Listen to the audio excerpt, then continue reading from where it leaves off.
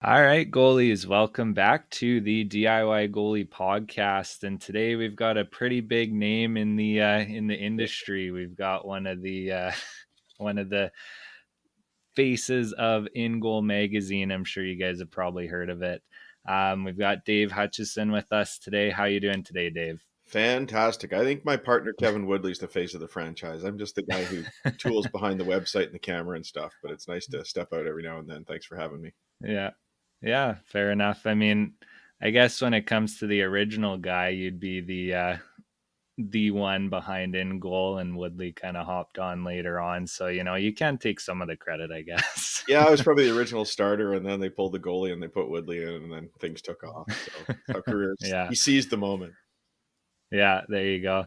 Yeah, well, why don't we start with that? We'll kind of dive into a bit of the history of InGoal and kind of the start of it. So, from my understanding, you were kind of working at a boarding school and maybe Hmm. got some info from some of your students about them talking about their entrepreneurship course and how they can make some money online with blogging. So kind of looked around and saw there wasn't much for goaltending and put your stake in the fire. So kind of take me through that and the thought process behind that and kind of why you wanted to start that.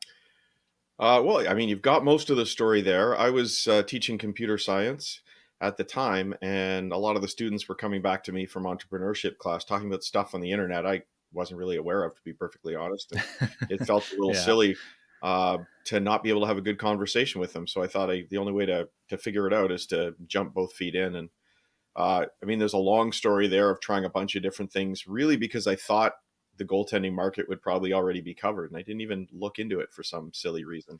And then when Yeah. I did, there wasn't a lot out there. About the only thing that was there was the Goalie Store bulletin board. I don't know if any of your listeners Yeah. remember that, but it was just a place that you can go and share ideas and thoughts and so on and chat with other goaltenders. And I know at one point you mentioned, do I have any fun stories? And the fun story behind that one is that the guy who started the Goalie Store bulletin board, Paul Fricker, is actually now my son's goaltending coach with the Vancouver Giants. So Oh, things have kind nice. of come full circle. We didn't talk a lot back then. We don't talk a lot now, but he's a great guy, and I appreciate all the work he's doing. Yeah.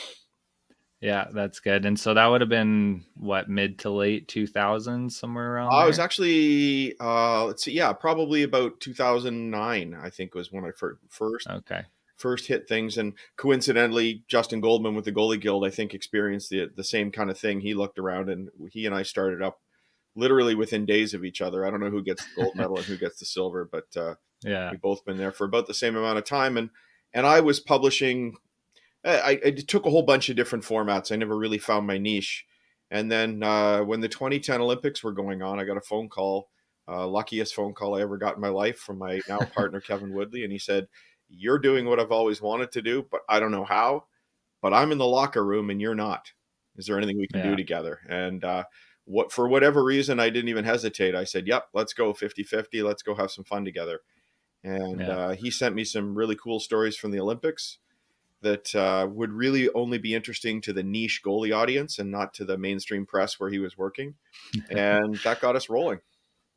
Yeah. No, that's good because at the time I think he was with the Associated Press, right? And Correct. that's who he's So working he with. was Yeah, sitting that's good. center ice for every game in the 2010 Olympics, which I'm so jealous about. But he's super talented at it. He does it way better than I ever could have. Yeah, for sure. No, that's good. And it seems like kind of, that proverbial match made in heaven, just given the personalities there and the skill set. And so that's good that worked out. I know it's been for sure invaluable to the goalie community, what you guys have built over the years. Um, so how did that start to evolve then once Woodley came on board after, obviously he had some more access to the pros, but kind of what did you guys start to shift in terms of the content you're putting out at that point? I think it's really been an evolution. You try a few things.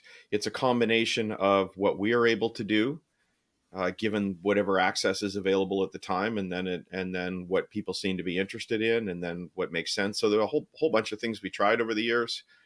Yeah. Some of which would be a lot harder to do today. So, for example, we used to run a series on the old site called Ask a Pro, And I would get onto Yeah. Facebook and I'd just say, hey, we're about to meet with Carey Price. Anybody have any questions? People would fire them. I'd text them to Woodley, and he'd go into the locker room and literally ask the listeners questions of the Yeah. goaltender. Not so easy to do now. Ever since the pandemic, access to guys in the locker room has been a little bit Yeah. tougher.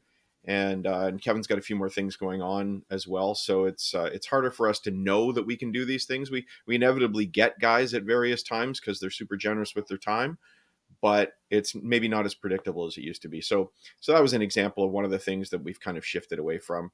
The whole blog thing was good, but we knew it needed to be a little bit higher end if we wanted to make our mark. And so we put together what was an old PDF flip book. It was a PDF file, but you used it Yeah. online as if it was a real magazine. I shouldn't say real, printed magazine. Yeah. And we had a great designer who was a goaltender who made it look super professional. That was good, but it was way more work than two or three guys could handle. And there wasn't hardly any revenue involved, so we couldn't really bring anybody on. And so that sort of we needed to simplify, and that's how we got to where we are today. We found a simpler publishing format through the online magazine that you now see is ingoalmag.com. Yeah. And so we can generate content a little bit quicker, a little bit easier for a couple of people to do, and makes it a bit more manageable. Although we still feel a little bit overwhelmed all the time. Yeah. Well, at least now you do have some of that revenue to back up the help too, though. So that's good. Well, and that's why we Uh, went to the subscription model 2 or 3 years ago. We wanted to keep it yeah. affordable. If $50 a year isn't affordable in the goalie space, I don't know what is.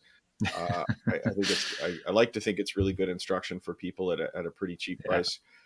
When I got started, I just assumed that there'd be a lot of advertising money available in the goalie space, and I think a lot of people out there might think there is. You've probably discovered, just like me, that that's not the case. Yeah. Quite honestly, there were a couple of companies that told us when we got going that we were the only place they invested anything into advertising in the goalie space.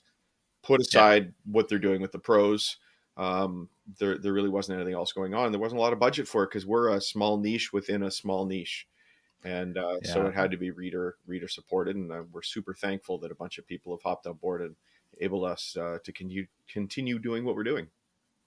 Yeah, for sure. No, that's good. You mentioned it being since the pandemic a little bit harder to get access to some of the pro guys. Do you also think some of that's kind of the shift in, social media and media in general? Just like are their contracts a little more, I don't know, stiff in terms of being able to access the media and what they're allowed to say nowadays when it comes to that, or not really? Not that I'm aware of. Um, Okay. I mean, look, when we do get the guys, they're super generous, and Yeah. they're so down to earth. That's been one of the big experiences for me, and I don't think that they're any different with us now than they were in the past. I guess Okay. the one thing I would say, and we've mentioned this on the show a few times, when we have an interview with a guy who's maybe not as well known, a little bit younger, whether they're a world junior goaltender, new into the league, NCAA, something like that. Um, those guys tend to be a little bit more open with what they say.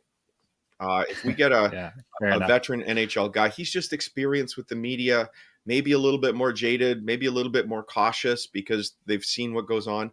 Once they get to know us, the guys are awesome. When they Yeah. realize that it's goalie to goalie and that we're not looking for some crazy scoop or for them to say the wrong thing, that they can trust us. They open up like they're just chilling with the boys, and really really appreciate it. I should say, or the Yeah. girls too, because we've had lots of women on the show too. Yeah. Yeah, fair enough.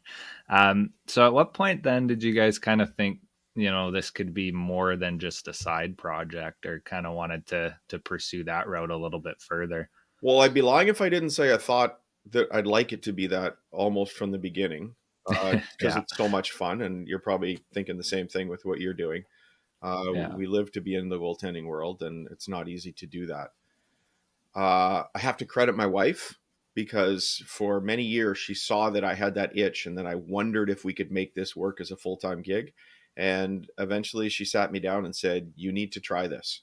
And Yeah. if it doesn't work, it doesn't work. If we need to move to a smaller place so that you can make it work, we'll do that."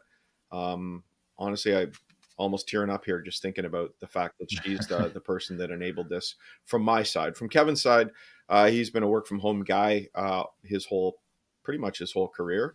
He does have to balance all the work he does for NHL.com with what he does for us, but this has been a real passion for him from the get go. And I should say his wife is unbelievably supportive too. She's actually the CFO of InGoal Media, so a volunteer Yeah, CFO at that. So really appreciate her work. nice. Yeah, for sure. Shout out to all the wives out there. I know mine's been super supportive. We're actually in the process of getting things going for a synthetic ice training facility Right out on, here. good for So, you. Congrats. yeah, so she's been super supportive about that. Um, that's so when it comes to the content that you guys put out, I know basically you know the big one that everyone loves to check out is the pro reads, and that's probably across the board what you hear most when people talk about in goal mag. Well, that and the gear stuff, but when it comes to the pro reads, how did that get started, and kind of how did that evolve over the years, and where did that start in terms of the first idea that you had for it? Well, full credit to Kevin for the idea. He's the one who had the concept for doing pro reads. The idea being, for people who aren't familiar, that we sit down with an NHL goalie and we look at one of the saves they've made, and we ask them to tell us, what did they see? Why? What were they reading as the play came into the zone? Why did they take the depth they took, or how did they make their save selection? And Kevin's rationale for that, which has been his rationale for a lot of things that we've done, was that there's just too much negativity out on the internet in the whole world, Yeah, right? Everybody loves to get on and say, Stuart Skinner should have done this. Bobrovsky should have done that. Why didn't he do this? When I play beer league on a Tuesday night, I know I shouldn't be in the RVH there. Like, there's so yeah, much of that out there. And Kevin wanted something to be positive. So instead of sitting down with the goalie and say, what'd you do wrong? We wanted to focus on what did you do right? And I love that yeah, because my background is in teaching. And I still remember in teachers college, one of our instructors saying to us, if you want the kids on board, if you want to be a good teacher, you have to catch them being good. Find the things they're yeah, doing well, point that out, and they're going to want to do it forever. And so, in that respect, let people see what the goalies do well, and maybe work on that as opposed to not doing something poorly. And so that was his brainchild. He had the same perspective with all of the gear reviews that we do. yeah. Kevin had been a writer in the golf world actually before he came to the hockey world. And if you look at a golf magazine, and I haven't looked at many, I'm trusting Kevin on this one. What you don't see is, here's the best driver, here's the best sand wedge, here's the best putter. It's simply, we're going to tell you all about it. We're going to test it as best we can, and we're going to tell you what our experiences were with it, and then we can help you decide if it's right for your game. And so that's been the perspective with the gear stuff all the time. I think a few people probably think all we're doing is trying to shill for the companies. That's not the point at all. Um, Yeah. Honestly, what gear is not great these days? There's so much incredible goalie gear out there. So we need to just be Yeah, able to tell people what's different about the different things, and maybe help them make a decision purchasing wise. So yeah, everything from pro reads to the gear, we like it to think that it's based on a positive kind of vibe rather than something negative. And yeah, look, it's important as well because these guys have to be on side with us. I mean, I'm talking about the goalies at this point. yeah, If we want them to trust us, and then them to share of their knowledge with the whole goalie community, and if all we're doing is getting out there and telling them how much they suck and everything they're doing wrong, do you think they're going to want to sit down and talk to us? Um, yeah, so just like you wouldn't want to talk to somebody else in your life who's being negative. So yeah, let's make yeah. this all a big positive vibe and help the goalie world together. Yeah, for sure. Connor and I actually discussed that in our interview yesterday. Because and I'm trying to work on it too, but we are talking about how goalies almost to a fault tend to be perfectionists. Mhm. And so we do focus on what we should have done in the negative, as opposed to, that mindset shift to, okay, well, what did I do right? And I think, yeah, that's for sure big for the goalies out there, and just in general the position and the industry, I guess, that definitely will benefit from that. So fun story about Connor, Connor Lecouve, who you had on for an interview yesterday. Yeah. My son was I'm going to say 7 or 8 years old. I probably have it wrong, but he was knee high to a grasshopper, as they say. And he got to be the seventh skater for the Cowichan Capitals. That's a lot of junior teams, even Oh, NHL teams do it, yeah, where a young kid goes out for warm up. yeah, Matthew was selected to be the guy for the local junior A team where we lived at the time. And one of the two goaltenders was Connor Lecouve. So we've got photos of tiny little Matthew in the dressing room with Connor. Great guy nice. who's stayed in our lives since. The two of them have skated together a few times. And Yeah.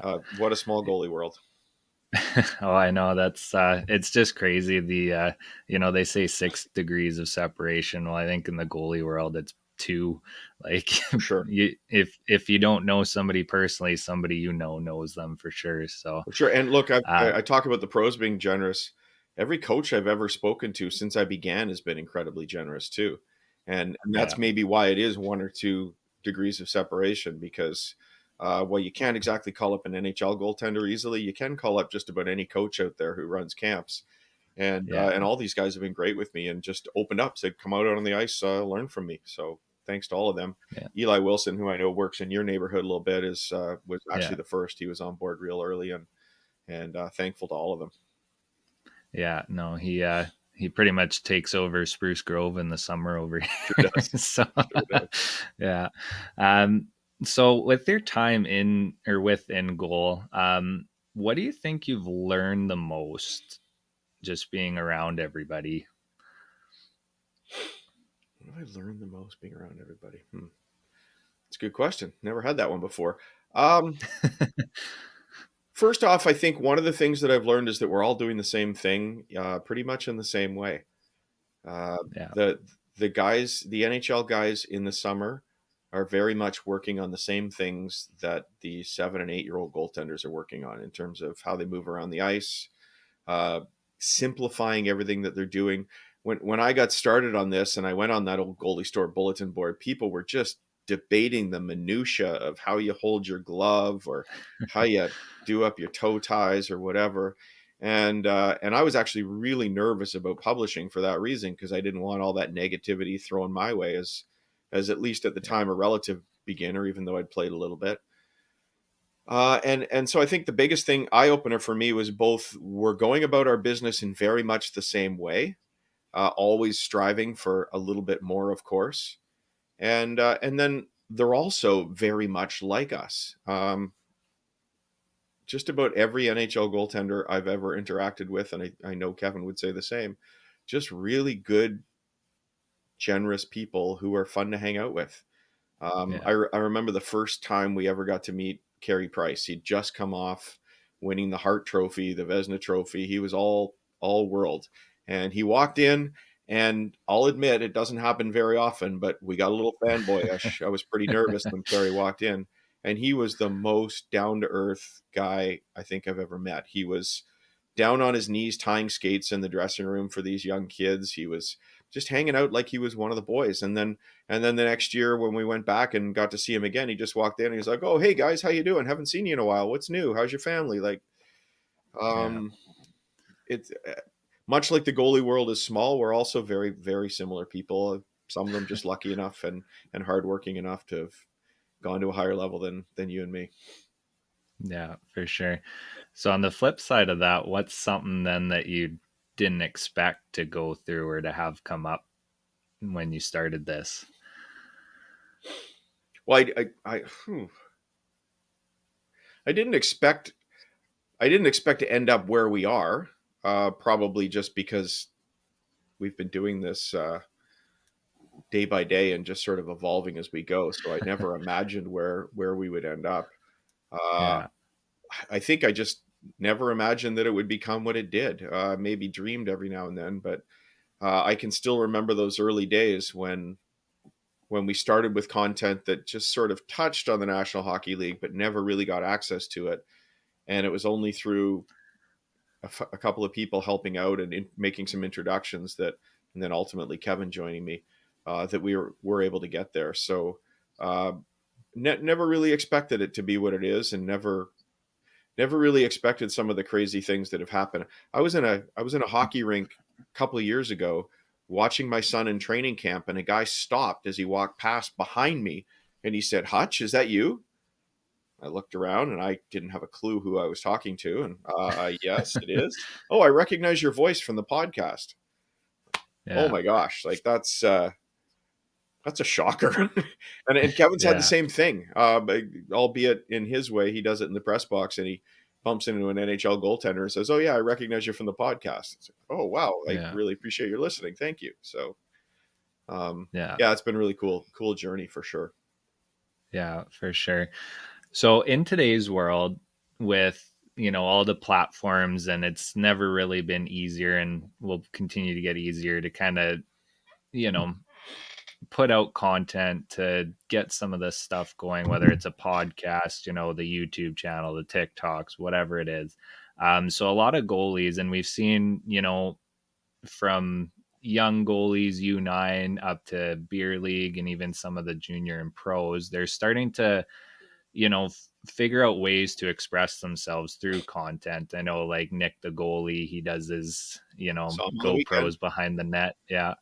So for goalies that kind of want to get started in the content creation or the media side of things, and maybe even just in general to look at having a business related to the sport or to the position, what sort of advice do you maybe have, or tips or anything like that for them? Well, be prepared for the long haul. Uh, try different things. You have to be different. uh, what Nick did was different than what anybody else did, and he Yeah. kind of caught fire as a result. He had some real courage putting himself out there doing that, and I think that's Yeah. what made it work. We're different because we bring that access to the pros that other people don't have. We feel really privileged, and we want to share that with people, and that makes us different from everybody else. It's actually made us shy away from doing some of the things that a lot of other people are doing. We've had a lot of parents ask us to have more instruction for young kids, more of the basics, which maybe we'll get to at some point, but a lot of people do it already, and we felt it wasn't really our spot. Um, Yeah. so you can see everybody who's successful, and there's not a lot of money in goaltending media, let me tell you that. Yeah. I am not wealthy. I am just living paycheck to paycheck here right now, but but you do have to find your thing that's a little bit different, and then you have to be willing to evolve as well. We've changed considerably since day one, and you can't really stick with it unless you do evolve. Like Nick was even telling me, Nick the goalie was telling me on the weekend, he was at Tendy Fest in Vancouver, and he said the things that he did in the beginning are not getting the same kind of views that they used to, and now he's sort of contemplating how can he evolve his platform a little bit to continue appealing to Yeah. people. So the other thing is I'm just surprised. I'm both surprised by the reach that we have, but also by the number of people that don't know us. Um, Yeah. it feels at times, like I said, I can walk into a rink and somebody recognizes my voice or the logo or something, and that's really cool. But then, one of our partner goalie schools signs up all of their students, and I look through, and only about two are actual InGoal readers. Yeah. So it's a bigger world than we realize. It's a smaller world. I don't know what that means in terms of Yeah. doing something, but yeah, be yourself, and don't try to be everybody else. Every time I see another person producing content, here's the right stance. Here's the way to do a butterfly slide. Here's how to track the puck. Great if it's content for your students. Great if you're interacting with a particular audience where you're trying to deliver a service. It'd be really hard, I think, to expand that into a giant business because it's out there already. Um, Yeah. I don't know. Does that help at all? That's just off the top of my head, Yeah. my two No. cents worth. Yeah. No, for sure. And that's good because, yeah, I think, obviously there's a very, very small percentage of us that'll ever make it into the bigs. And even from there, that'll get to college or, to the minor leagues or anything like that. So I think, opening up a little bit on the side of the business of the sport too, because there's so many opportunities outside of just playing too that many people don't even realize. So I think it's good to just get some insight from somebody who has been involved with that side of things. Because whether it's content, whether it's coaching, those are kind of the two, hot ones right now. But there's a lot of other stuff there too that people can do. Yeah, one of the things I would Um, say just along those lines, Nathan, is to be open to learning all the time. I think one of the reasons Yeah. I love what I'm doing, goaltending aside, is I'm learning new things pretty much every single day and trying to get better every single day at what we do. And if you just sort of think you're going to hop on, turn a camera on, and be the person that you are today and stay that way, I think it's going to be tough. One of the things that I've Yeah. learned, we're really privileged in that we get to be on the ice with a lot of different coaches every year, a lot of different goalies every year. We learn from a huge swath of people, uh, and I feel almost unique in that respect. And I guess we're not unique because I do know some guys that do that, but so many coaches trying to make a living. It's tough. You got to work really hard at it. Don't get that opportunity to go out and learn from each other. And as a result, maybe the focus narrows a little bit, and they just sort of keep doing their own thing. So find a way, if you want to be the best coach you can be, whether you're a guy behind the bench or whether you're somebody running a goalie school or whatever it might be, make some time to get out there with other people. Yeah. 99% of the coaches that I've met in the goaltending world are pretty much an open book. There's stories 1,000 years ago that I've heard of Francois Allaire putting newsprint up around the glass in a rink because he didn't want other people seeing what he was doing. Yeah. But look, it's kind of the same thing as today you could take courses online at Harvard, Stanford, MIT without paying a penny because they put everything up there. To them, the special sauce of the experience is actually being there and experiencing it with them in person. It's not so much Yeah. the content. And I've certainly had goalie coaches tell me the same thing. Look, we're all preaching from the same book here. It's actually what the individual does on the ice and how they teach that makes them different and special. Yeah, and from the couple people I've talked to, it seems like that's kind of the shift, which is good. I know when I had Tim Turk on, the shooting coach, he was talking about how one of the things he noticed overseas, over in like Finland and Sweden and stuff like that, is just how collaborative they were with coaching, as opposed to over here where it was a little more tight to the chest. Like, I have my secret recipe and it's going to stay in, in my family. Is that kind of something that you've noticed too? Is are we starting to shift away from that maybe and being a little bit more open and collaborative on the coaching side? Uh, I've never experienced, like I said, everybody's been really good with me. First met Yeah. Tim Turk actually at one of the Net 360 camps in Kelowna, and they really were built around the idea of collaboration. Yeah. And with Eli Wilson, I remember going out on the ice with him and Daryl Belfry. And the idea there was a camp that was purely about collaboration between shooters, goaltenders, the shooting coach, the goaltending coach.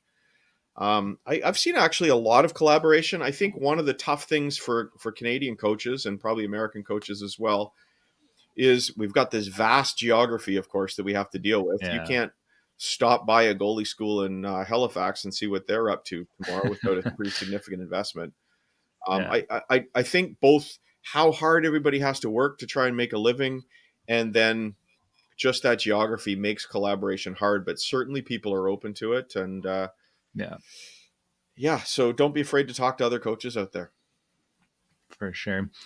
So shifting gears a little bit, kind of wanted to touch on your experience as a goalie parent. What do you think has been kind of the hardest part about that? Like, I know a lot of goalie parents that I've dealt with, there's various answers to that question, whether it be financially or whether it be the stress or anything like that. But from somebody who's kind of, you know, grown around the game, how do you think, or what do you think is kind of the hardest part about having been a goalie parent? 100%, it's the roller coaster of emotions you're riding. Uh, Yeah. yeah, for sure. It's we talk about wanting our goaltenders to never get too high, never get too low, try and be as calm, and the goalie parent world is very much like that because it's not just ourselves that we're worried about. As a goaltender, controlling those emotions, it's mostly about you and your teammates and so on, but it's Yeah. on you. As a goalie parent, now it's the person that you love the most in the world that's either doing really well or struggling, and so that amplifies all your feelings. And it's not Yeah. about me winning or losing when my son's out on the ice. It's just wanting him to sort of live his dream and to have a great experience. So without question, it's that roller coaster of emotions. I've seen the lowest of low in minor Yeah. hockey one year. He got pulled twice in a game that he didn't start. Hmm. Think about that for a second. You Yeah. know, they lost 18-1 or something. Funny enough, to a team they beat every other time that season. Um, Yeah. in those moments, you think, "Oh my gosh, like maybe he's never going to rise above this level." And ultimately, it doesn't matter if he does, but you know he desperately wants to. Yeah. And then I've seen, well, picture behind me right there. That's him winning his first junior A game at 15, and Yeah. getting first star, which was a ridiculous experience as well for us. And then you think he's going to be in the NHL 3 weeks later when you have that experience. So yeah, Yeah. it's pretty tough to control all those emotions and just trust that things are going to work for your kid and that they have to experience it on their own and live it on their own if they're going to be that best person they can when they get older. Yeah. And do you think that's amplified by the fact that you don't have control? Because when you're playing, you can kind of control how you play, but as a parent, you're just at the mercy Well, and of not even just watching. how they play. Well, on the You know, you're at team. mercy Yeah. of the circumstances. That game right there that Yeah. Matthew played, the first shot on goal was from center ice and it bounced about 4 feet in front of him and rose to about 4 feet above his left pad. And thank God he made the save. But like that moment right there could have been two shots from getting pulled from the game. And look what happened. It was a great experience. Yeah. Yeah. So in the game, we're not in control of everything, and we have to realize that and be okay with it. Yeah.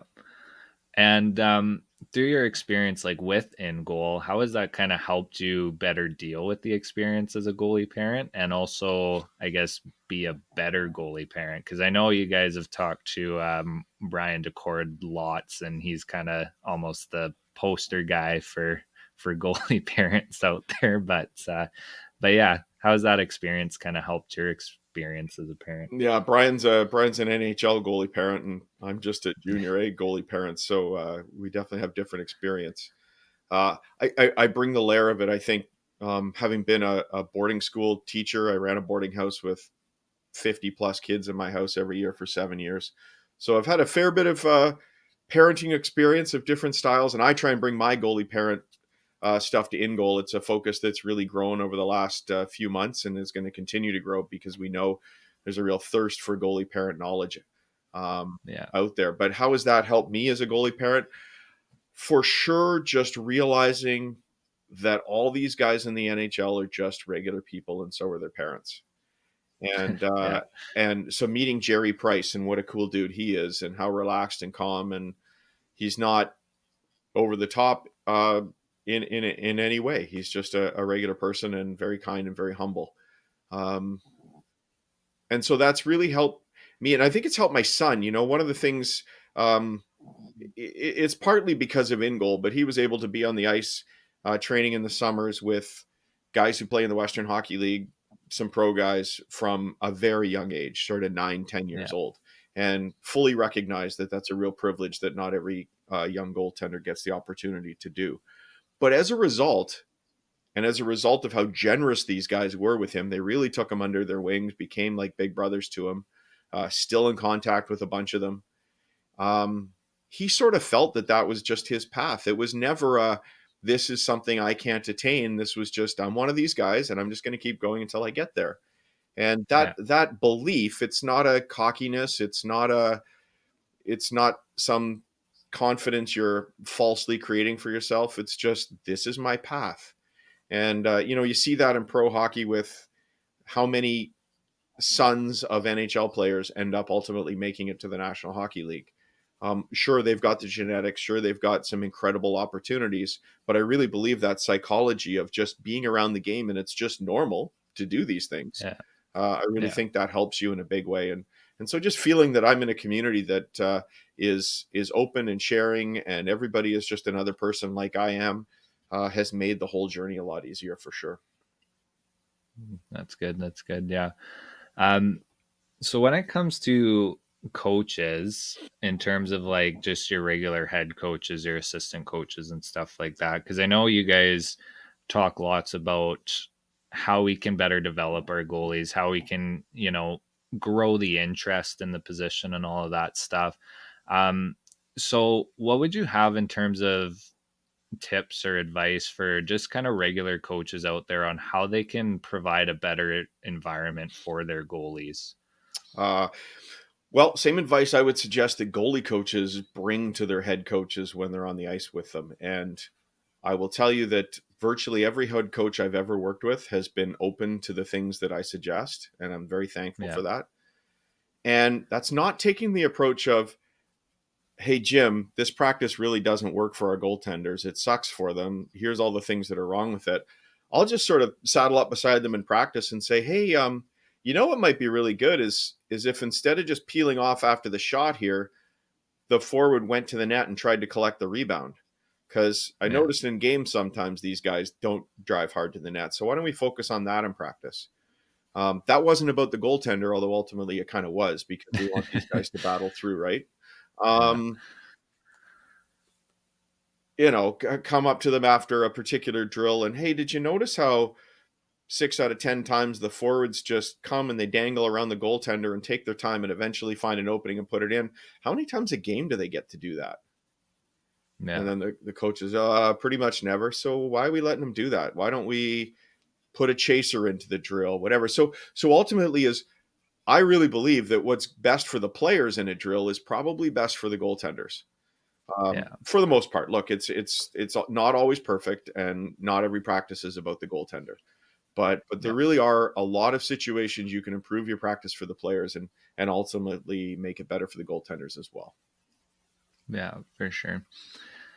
So when it comes to, because I wanted your thoughts about this, since Matthew played in the BCHL and now they've kind of separated themselves from Hockey Canada. Hmm. And in general, there's been a shift away from Hockey Canada. Like when I played minor hockey, it was you go to your club team, you go up through the rank, or sorry, your minor team, you go up through the ranks, you hopefully make a club, AAA or AA team, and then maybe move on to major junior, junior A.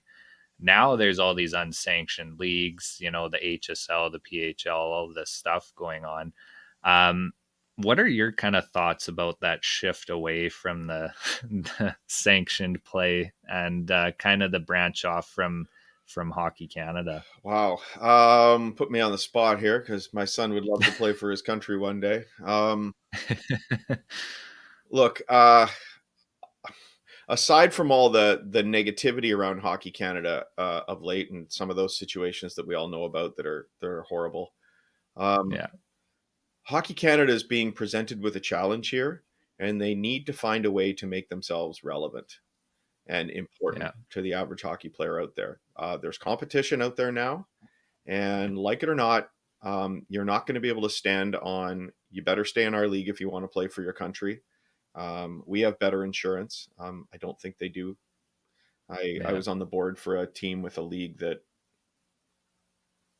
has pulled away from Hockey Canada just recently, and their insurance costs went down. Um, um, Somebody from Hockey Canada will probably be able to tell me what's different about those and why that's important. But all I'm saying is, we felt as individuals like there's a bit of a threat that you'd better be part of Hockey Canada or else. And yeah, that doesn't really work for people. So, what can you do to make it more relevant? And what can you do to make it better? Like Kevin just came back from the USA Hockey National Goaltending Symposium. I don't think we have one. yeah, Recently, before that, they had their national goaltending camp where, I don't know, 20 some odd young goaltenders were invited, given an opportunity to show what they have for USA Hockey. Canada got rid of that. They don't invest anything in that. Um, we have national certification stuff now. I've been to the clinics, um, but they're not super available. You really have to go looking to find one. yeah, There's a lot of things that we could do, and to deliver better education. When Kevin was down there, he found out they have 2,200 coaches certified at the bronze level in the United States as yeah, goaltending coaches. yeah. I heard that. I don't know what the number is in Canada, but I think Hockey Canada has to find a way to do more. The stuff at the high level, like great, you go to World Juniors and it's inspiring to all of us. You have a World Yeah, Championship run, it's inspiring to all of us. But at the end of the day, that's not why parents sign their kids up for a particular league, whether it's the HSL or the BCHL. yeah. Yeah, and it seems like USA Hockey has really put a lot of investment and a lot of time into building their program down there, especially for their goaltending. And it's showing too at the higher levels with how many American goalies are now becoming the elite goalies. Yeah, and look, Um, to be fair, we're 1/10 their size as a country. Although yeah, for I sure. think our hockey numbers are similar. We have Yeah, that geographical issue. I know that there are coaches out there working really hard on behalf of Hockey Canada, especially in that certification program. I'm not taking anything away from those individuals. yeah, This is more just a larger systemic thing. How can we help everybody across the country, and how can we raise the game? But why we're not having a national goaltending symposium, or not having a national goaltending camp for those young up and comer kids, so that teams aren't yeah, picked by scouts sitting in the stands deciding that this guy's better than that guy. Uh, I don't understand, because yeah, well, I'll just leave it at that. I'd love to see us get back to those yeah, things that have disappeared since the pandemic. yeah, for sure. So when it comes to just building off of that for the goalie development, then I know there's been lots of change over recent years, and a lot of that's been positive. But what do you think still needs to kind of be changed in order to make the game more accessible and more fun for goalies, as well as help their development? Mm. I really think most of it's around attitude. We brought it up on the podcast recently in a parent segment, where I said we have to get rid of that stigma that goalies are crazy. And we, Yeah, the goalies, are as responsible for that as anybody, because we love to kind of embrace it. Um, yeah, I think that language needs to change. Um, don't want to sound too soft here by saying that, but I think it's important, because there's a lot of people that don't want their kids to be goalies because they think the goalies are all crazy, and yeah, that used to be the case. You know, getting playing goal without a helmet, playing goal with yeah, foam padding in the arms, if that. Yeah, you had to be a little bit crazy, but now we're protected like tanks, and the players are out there soaking shots all the time, getting injured every time. I yeah, don't know who's the crazy one. I think it's a pretty safe place to be on the ice, and we need to find a way for parents to feel that it's okay for their kid to be the goaltender. And yeah, that's a long process. Like, affordability, we know, is an issue. That whole stigma thing that I just talked about, the pressure on kids. But I brought up on our program recently, he said, sure, yeah, there's a ton of pressure on goaltenders. How many parents want their kid to be the quarterback on the football team? yeah, Probably most of them. I don't think a yeah, lot of parents dream of them being in a low pressure situation. And the reality is, in the game today, certainly when you get to a higher level, the pressure is on every player on the ice. The yeah, coaches are watching every shift.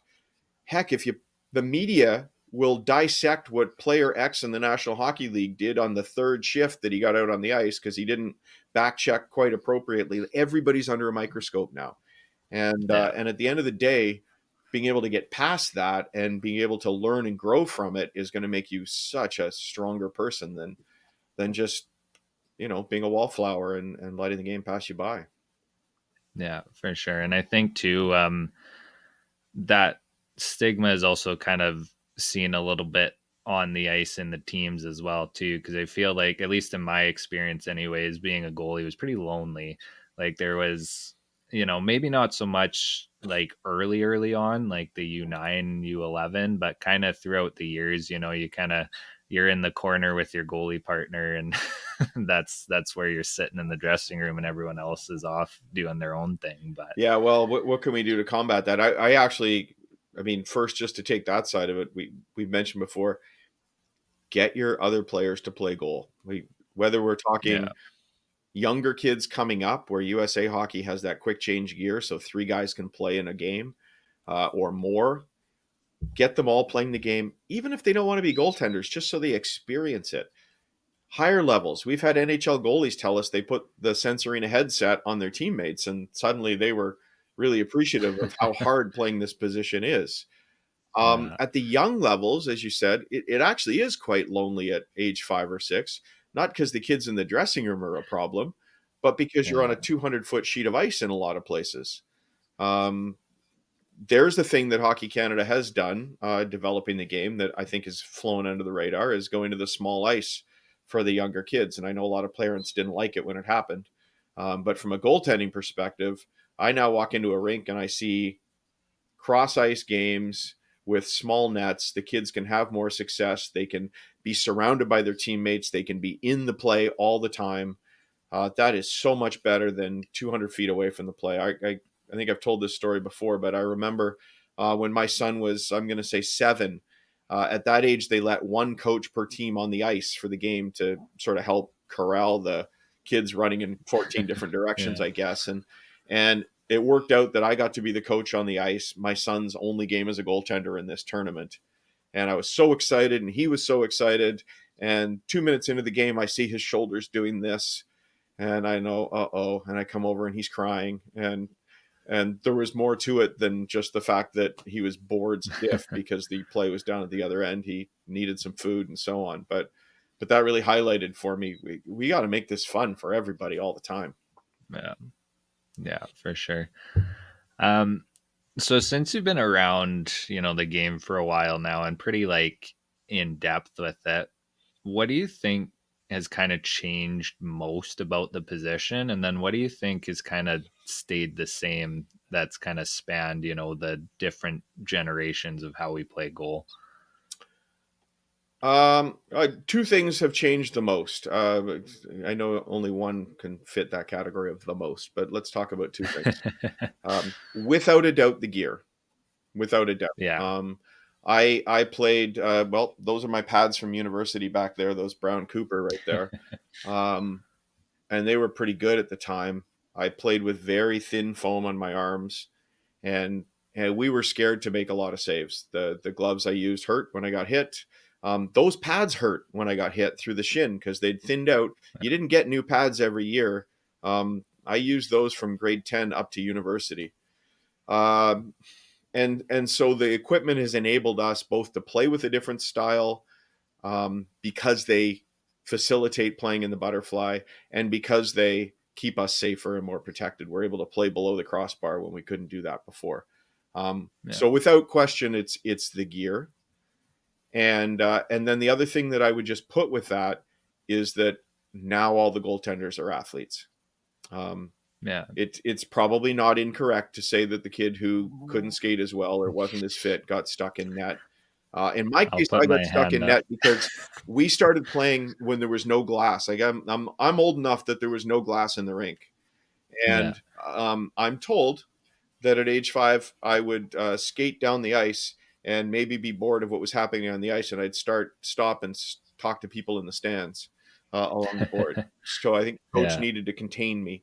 Um, but yeah, the athletes in the game, like we get to see some of these guys off ice, and they are incredible athletes. You have to be um, aerobically fit so that you can manage a full 60-minute game at high intensity. You have to Yeah. be a sprinter so that you can go for a very, very short burst with an intensity like the players don't. It's very different. Yeah. The physical demands on these guys. And you can't be a goaltender and just sort of stand there and enjoy the experience. So I think the two of those things have come together to create the best goaltending we've ever seen now. Yeah, for sure. And then maybe one thing that's surprisingly stayed the same over the years, or one thing that, it just seems no matter what the game is doing, that it's always kind of that status quo. Oh, well, sadly, it's kind of what we were just talking about, isn't it? It's that we're a little bit crazy and people don't want to play net. Um, Yeah. that hasn't changed, interestingly. I mean, it has to a degree. More kids have guys they look up to that they want to be, I think, than in past. But yeah, I think that stigma around the position, that pressure. If you like to read old books about goaltenders, and the best interview I ever did as part of the podcast was sitting in Glenn Hall's living room and having a few beverages and talking about the old days. And he's a guy that is renowned for having to throw up before every single game. He told me that's a bit of a myth. It was more spitting than Yeah. throwing, but Mm. the pressure that they were under is really no different than we're under today. Maybe worse because they knew they were going to get hurt when they went out there. Yeah. Um, but yeah, that's probably the thing for now. Yeah, for sure. So wrapping things up here, if you could, tidy everything into a nice, neat package and put it on a bow, what's kind of maybe one, or if you want a little bit of leeway, maybe two kind of tips or pieces of advice for the goalies out there? Have fun and play. Yeah. Really, really, that's it. It's over before you know it. Even the guys who reach the highest levels in the game are typically in their 30s when their career is over. And Yeah. a lot of kids have that dream of playing in the NHL, and it's over long before that. So you better be doing it because you really love what you're doing, and keep a Yeah. focus on that. Keep a focus on the friendships that you're building, the skills that you're building, the character that you're building of persistence and being able to fight through difficult things. Enjoy what you're doing. Had a conversation with my son the other day about confidence, and I said there's literally nothing you can do this summer that will give you more confidence in a game per se. The only thing that gives you confidence in a game is having played those games, having had those experiences. So we're not doing anything this summer that's going to change who you are as a goaltender in a game until you actually get out there and do it. But what you Yeah. can do is you can enjoy every day this summer. You can feel confident that you've done everything you can do this summer. And you can arrive at training camp in the fall feeling confident that you're the best you can be right now. And that's the only Yeah. thing you have any control over. But you'd better enjoy that process because it's a long one. And you don't want to look back and have regrets that you did all these things, for the wrong reason, or you did all these things assuming that it's only a success if you play in the National Hockey League. Yeah. We have this saying all the time, right? All roads lead to beer league. I really Yeah. hope they do. Unfortunately, they don't. Right? There's one other road, and that's that you quit playing hockey and you're done. Yeah. I think if they don't all lead to beer league, ultimately, we failed a little bit. We want to have Yeah. that love for the game so that we can be playing when we're 50, 60, 70 years old or more. And as goaltenders, I know a lot of them will end up playing defense or forward because they want to go out there and have a little bit of a different fun in beer league. But Yeah. yeah, enjoy the process and have a great time. It's kind of cliche, but I really believe that that's super important if you're going to be the best you can be. You can't be a great goaltender just by creating all sorts of structure and technique. You have to be an athlete. And I think mentally, I'm kind of saying the same thing, right? You have to just be out there playing if you want to be as successful as you can be.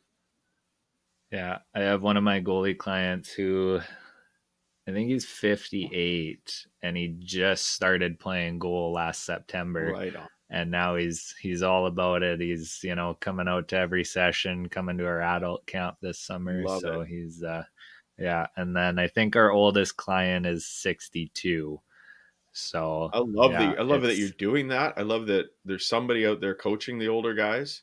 And I love that there's a yeah. bunch of older guys that want to get better. I certainly bumped into a lot playing around here of guys that are super passionate about the game, and they are every bit as important as the 6, 10, and 18-year-olds in the game. We're all goaltenders. We're all part of the same community, and it's really cool that there's Yeah. guys out there that love it that much. That, by the way, is how I met Darren Millard, who's the host of our Yeah. podcast, and Canadians will know him more from Sportsnet days, and he's now Yeah. the Vegas Golden Knights studio host. I was helping out Eli a little bit, Eli Wilson, with some of his social media and some other things years ago. And Darren wrote in and said, "Hey, are your camps open to adults?" And yeah, no problem. And Darren came out and he went to one of the puck handling camps and loved every minute of it.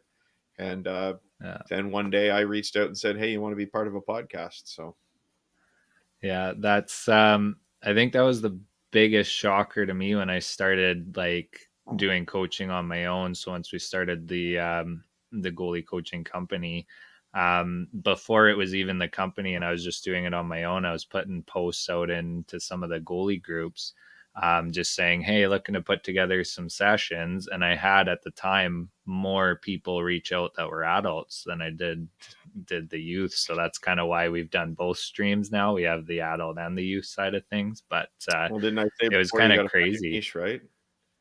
Yeah. It's, Well, and that's, I tell that to people and they kind of chuckle a little bit, but I'm like, it's no different than somebody trying to learn piano or guitar or whatever, right? Well, Like and it's athletically, the like exact same thing. I've done a few triathlons and marathons and things very slowly, as you can probably tell by looking at me. And those are so cool because you've got all these people who are my age and absolutely love what they're doing in Right. triathlon. Who's spending all the money on those super expensive bikes? It's the guys who work for a hedge fund that can afford them. It's like, well, I'm here because dad told me to be or whatever. But Yeah, yeah, they're lots of fun to work with. for sure. Now, that's one thing as a goalie parent that I've always done. People probably think that my son's been sort of forced to do umpteen different things to get where he is, and the reality is, yes, he's had some incredible opportunities, but that's all they've ever been. I will just say to him, "Hey, here's an opportunity. Do you feel like doing it?" And sometimes the answer is yes, and sometimes the answer is no, all the way through. And we let Yeah. him sort of guide that because, again, if it's not fun, and it wasn't fun for him once. Again, I like sharing these messages with parents. One spring, he was actually signed up to try out for that vaunted brick tournament that everybody talks far too much about. I think it drives me Yeah. bonkers. By the way, um, you do not need to play in that tournament at age 10 to make the National Hockey League. Congrats to those who Yeah. do; it's great. But to all those kids who feel depressed because they weren't selected, it means close to nothing in that respect. Um, but it was kind of a big spring in that respect, right? And he had a Yeah. coach come into the dressing room with his spring team and absolutely ripped the team. They went up one side of them, down the other. By the way, it started with goaltending was great. So this, and I only say that not to say my son played well, only to make the point that this was absolutely not directed at him. It was directed at his teammates. And he came out not wanting to play hockey anymore because it just wasn't fun. And so Yeah. that was it. Obviously, he finished his commitment to that team, but we shut her down after that. He didn't go to the brick tryouts. He didn't do many of the things he was going to do that summer. And we had a lot of discussions about whether he would play again in the fall, maybe as a goalie, maybe not as a goalie, maybe not at all. And my message to him all along, and I hope it is for other parents, I don't care. I don't care if you play. I just want you to be Yeah. happy. I want you to have one thing in your life that you do that you really do well. And I don't mean do well at. I should say I mean work hard at and are passionate Yeah. about. But if it's not hockey, I love you every bit as much, and I tell them that every year. I still tell them if you don't want to go back to your junior team this year, that's okay.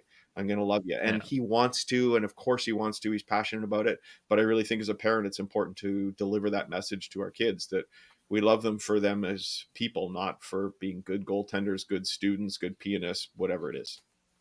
Yeah, for sure. Well, Hutch, I really appreciate you taking the time coming on, and I'm sure we could probably talk for another 2 or 3 or 4 hours. But Anytime, my friend. well, It's I appreciate you putting up with me rambling. yeah, no worries. So, why don't you kind of let people know who maybe don't know who you are, where you're from, how they can find you, and everything in goal? This sounds like the end of that Hot Wings show. Do you ever watch that one No. on YouTube where the celebrities come in and they eat the hot wings with this guy? That's an awesome show, and it always ends with look at the cameras, tell everybody who you are and what you're doing. So Yeah. one of my faves.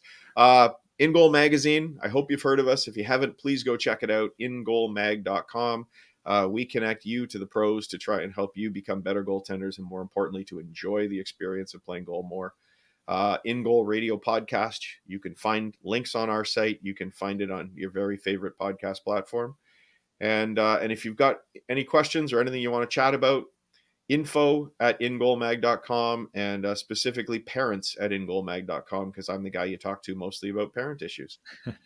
Just love talking goaltending. If you see one of us in the rink, by all means, come up and chat. Everybody's been great with us, and we want to share that too.